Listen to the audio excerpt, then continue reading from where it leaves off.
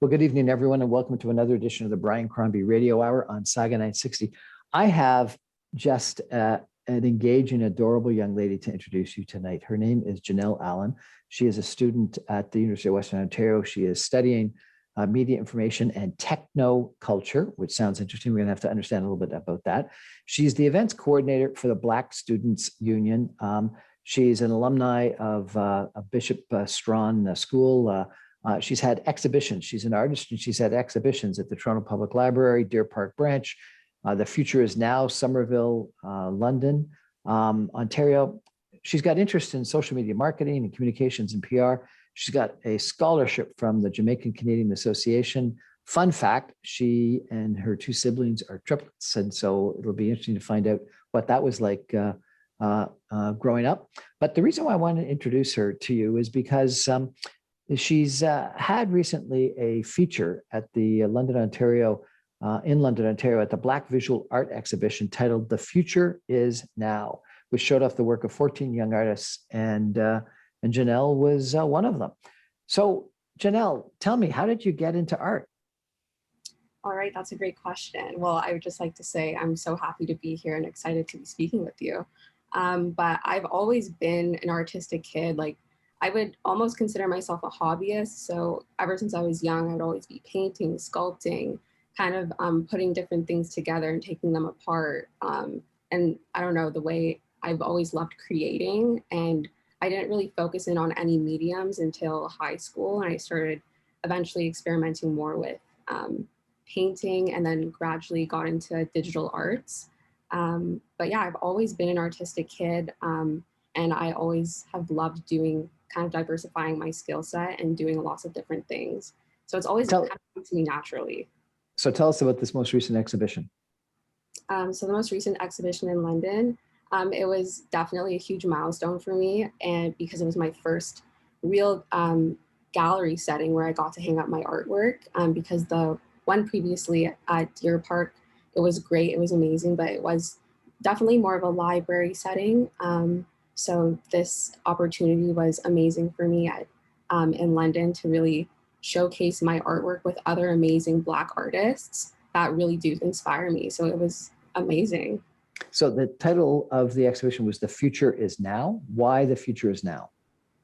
Well, the way that I interpret it, I think that currently with all the world events and everyone kind of striving for change and equality, I think that having a gallery that really uplifts Black artists really gives them a voice and kind of shows us that the future really does entail giving a voice to all the communities that have been hushed and that have been marginalized and pushed to the side. So I definitely interpret it as giving a voice and uplifting the voices that previously weren't heard, because that is what we strive for in the future.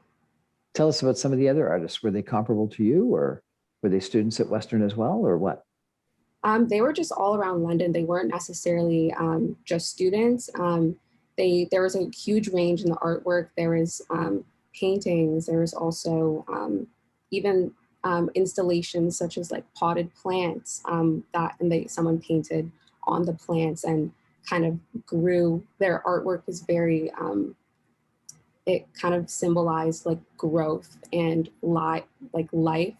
And yeah, there was so many different kinds of art and so many people from different backgrounds. And I can't name them all. There was definitely so many talented people there, but I was seriously over the moon to even be in a room with so many amazing artists that inspire me. Now, in times of COVID, were people actually in the room? It wasn't virtual. You're actually able to have an exhibition? Well, technically it was. We actually went down into lockdown the day of the exhibition, so I didn't get to be in the room with all of them. But oh no, I got to see like the gallery owners and got to walk around by myself and of course a safe, socially distanced manner. But I think the life of the artwork still spoke to me, and I still definitely felt kind of the energy that I know that these artists carry throughout themselves and their artwork. We're chatting tonight with Janelle Allan, who's a student at University of Western Ontario, and she's recently exhibited some art of hers at a big exhibition called "The Future Is Now." and she is also an events coordinator at the Black Students Union, which I'm going to ask her about after this break. Stay with us.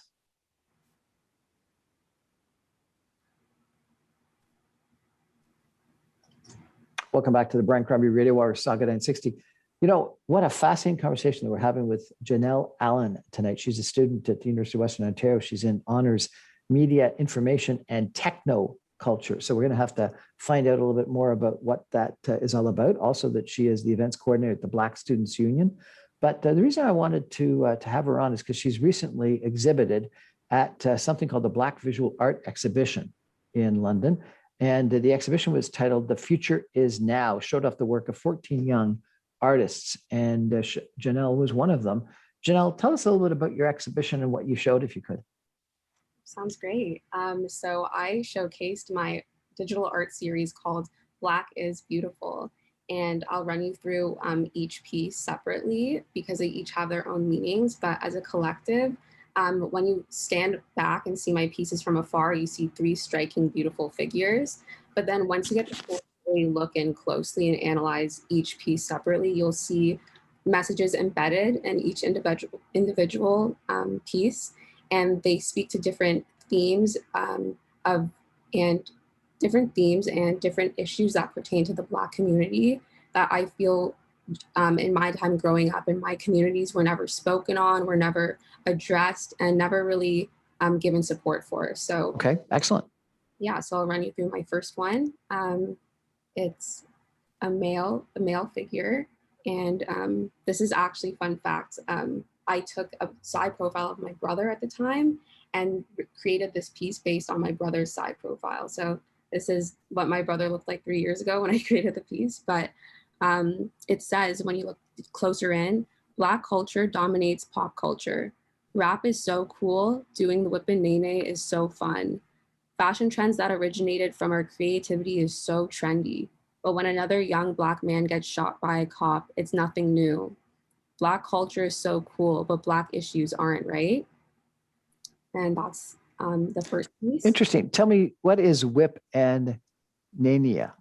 Oh yeah, whip and nae nae. So it's a colloquial term, and back in the day, I guess back when I was in high school, it was like a dance move that originated from Black culture, and it hit the mainstream, and everyone was doing it. Everyone was profiting off of it, and it's something that was taken from Black culture and that was used widely by everyone. And so I think the idea of this piece was to really show that people love to take from Black culture wherever they see fit because it's something that's fun, it's cool, it's hip. But people they only like to take, but they don't like to acknowledge like what's being taken from us. You know, it is so interesting that, as you point out, rap music, fashion, so many different parts of our current culture in North America do come from Black culture. Exactly, that's so true. And whether it be dance moves, which is the whip and nae nae, again, fashion, whatever it is, people love taking, but not really giving credit for it. And like also in one breath, just kind of ignoring the issues that we face and not providing support for it. So yeah. Beautiful. Thank you. Thank you. And that's the idea behind the first piece. And then moving on to the second one. So this is a woman figure with big curly hair. And it says embedded in this artwork, our thick, kinky hair and dark skin isn't desired by society. If it's worn naturally, dreadlocked, braided, or beaded, it's still not beautiful enough. Trying our best to fit in, we bleach our skin and straighten our hair, but even that's not good enough. All this because pretty equals light skin and straight hair, right? At least that's what society told us. Meanwhile, white women are praised for altering their bodies, plumping their lips, and tanning their skin. Black women are shamed, although the same features exist on them naturally. This double standard is ridiculous. And that's what is embedded in my second piece. And this one specifically speaks to beauty double standards and how it honestly was, when I was creating this, I was kind of speaking about my personal experiences as well, because growing up, you do get made fun of, like, for your lips, for your hair, they're not desired, they don't fit the Eurocentric beauty standards. But then it's so confusing when you grow up and get older and the same things that you were made fun of for are the things that everyone's trying to attain within pop culture. Because again, now, because of celebrities who have, again, used Black culture and Black aesthetics, they've popularized plump lips. So you see everyone getting lip injections. Everyone's getting a fake tan nowadays. Everyone loves the curvy figure and the big backside kind of look. And so these have always existed on Black women naturally, but it's funny how when a white person does it, it's more praised, you know? Do you think you don't think it's praised for everybody? You don't think that I had one person in the fashion cosmetics business tell me that really it's almost as if we're merging over time where, yes, what you've said is that some Black females may try to lighten their skin, but white people are trying to darken their skin, whether through tanning or fake tans or whatnot. That we're almost all, because of culture, Hollywood or whatever, trying to look the same. At least from a female body image standpoint. And is it a negative to Black culture, or is it a appreciation of Black culture? That's a great question, actually. I feel like when I was creating these pieces, it was in the time period where I felt that it wasn't being accredited to Black women. It wasn't necessarily uplifted, and like the natural features that we had wasn't necessarily uplifted. But then when you see someone get a surgical procedure, that was somehow more beautiful and worth uplifting more. You know what I mean? So it could be seen as appreciation, but I think if it is seen as appreciation, it should be given to both sides, not just one, you know? Someone posted on my social media today a picture of what they deemed to be the perfect couple. And it was David Bowie with his, I think, wife at the time, who was a Black fashion model. And she had big, curly Black hair. And I guess a thin body, not necessarily the curvaceous body that you're talking about. And that was deemed the perfect couple. An interracial couple that appreciated each other, were both very successful. And she was very proud of her Blackness and her big Black curly hair. Yeah, and that's honestly great to see. That is, and I think that it's pretty circumstantial, because this does speak to a lot of women who growing up, sorry, they just were never kind of given the love for their natural body, and you know what I mean. And I guess in Hollywood, Did you straighten your hair? I did. I felt pressure to straighten my hair all the time. My hair was super unhealthy. But I kept doing it. I kept straightening it just because I felt like that's what I needed to do in order to assimilate and kind of feel a sense of normalcy. But now, of course, I'm more confident in my curly hair. I haven't straightened it in a long time. But you do get a lot of ridicule when you're growing up in such an environment where you are the other and no one else looks like you, and people really do want you to conform to the Eurocentric beauty of standard rather than accepting yourself. Okay, fantastic. Yeah, and so I'll move on to my last piece. And so this is the third figure, and you see a side profile of a woman wearing cornrows in her hair. And so when you look into the embedded text, you see it says, traditional African style of hair grooming. Cornrows have long been associated with the Black community and has become popular amongst pop culture. Why is it ghetto when a Black girl wears this hairstyle, but when a white girl wears it, it's trendy? So yeah, each of these, all the messages embedded are phrased kind of as questions and as for food for thought for people who've never really thought about it before. But you see in runways, high fashion runways, that white women will be wearing cornrows, and it's deemed trendy and chic and so fashionable and haute couture. But meanwhile, in pop culture and just generally around, like, you see a Black woman wearing cornrows, which are inherent to her own culture, and it's not it doesn't receive the same kind of attention. It doesn't seem to receive the same praise. And it's almost kind of, we're kind of shamed for it because we're seen as, again, ghetto for something that was created by our own people. So it kind of speaks to the idea of cultural appropriation and how, again, people like to take from Black culture, but not give back or kind of give credit where credit is due. Well, this is great. Congratulations on your art. I really appreciate you sharing it with us. Thank you. Thank you. I'm happy that I was able to do this on your platform.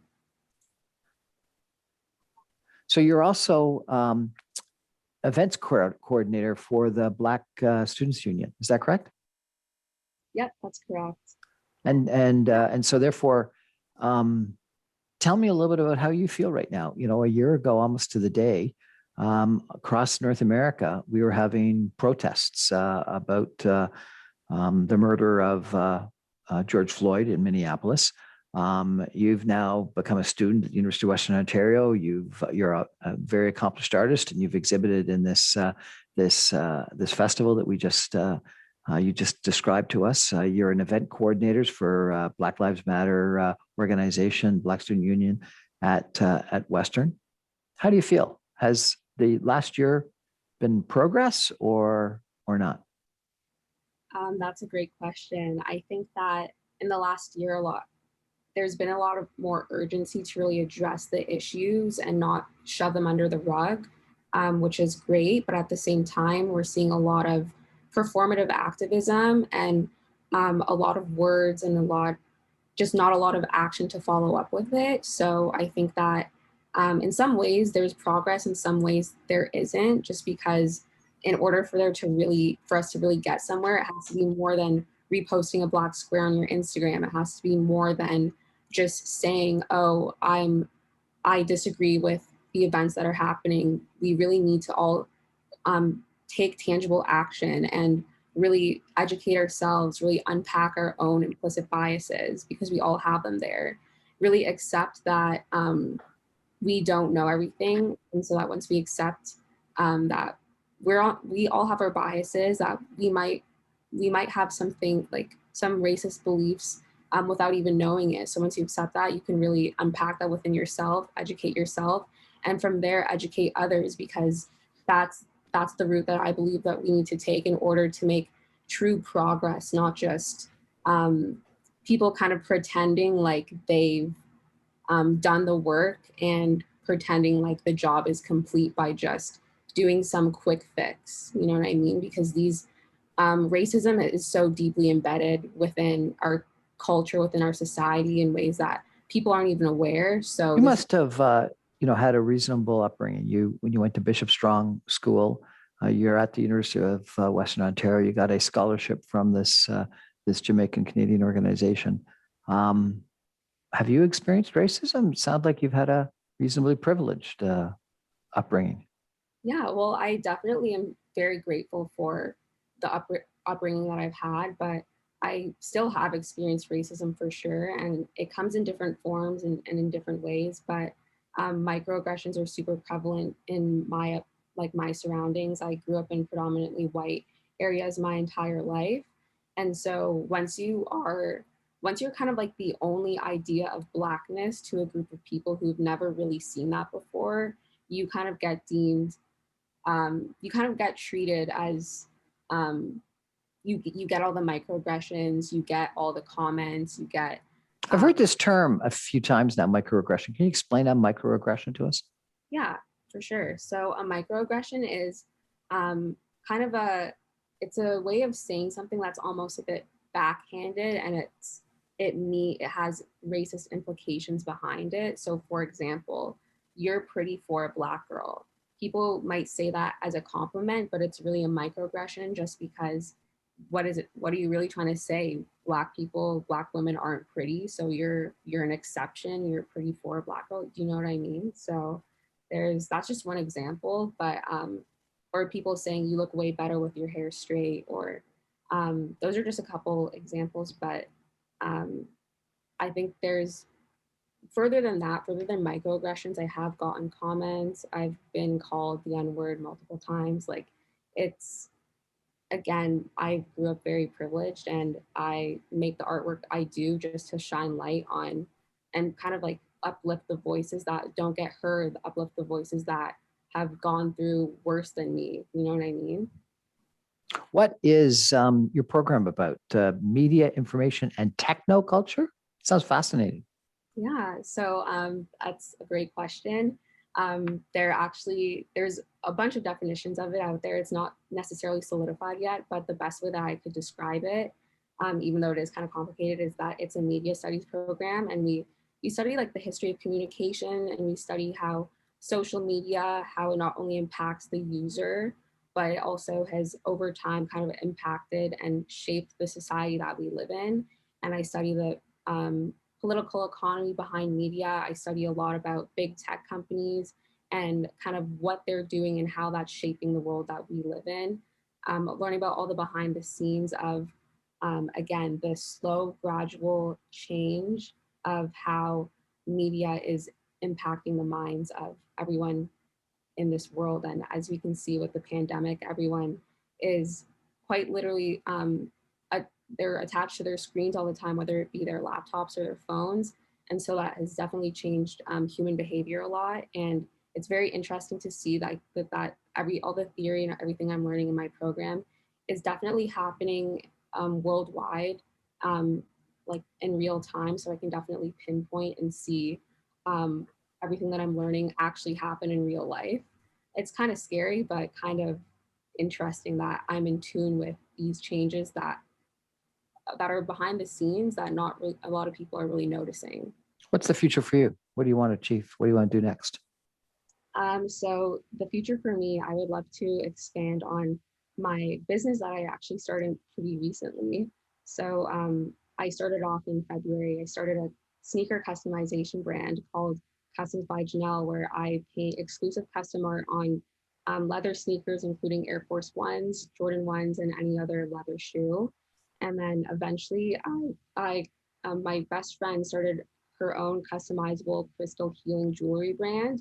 And then very recently, in actually May 31st, we both came together to form, our businesses came together to form a collective called Elevated States.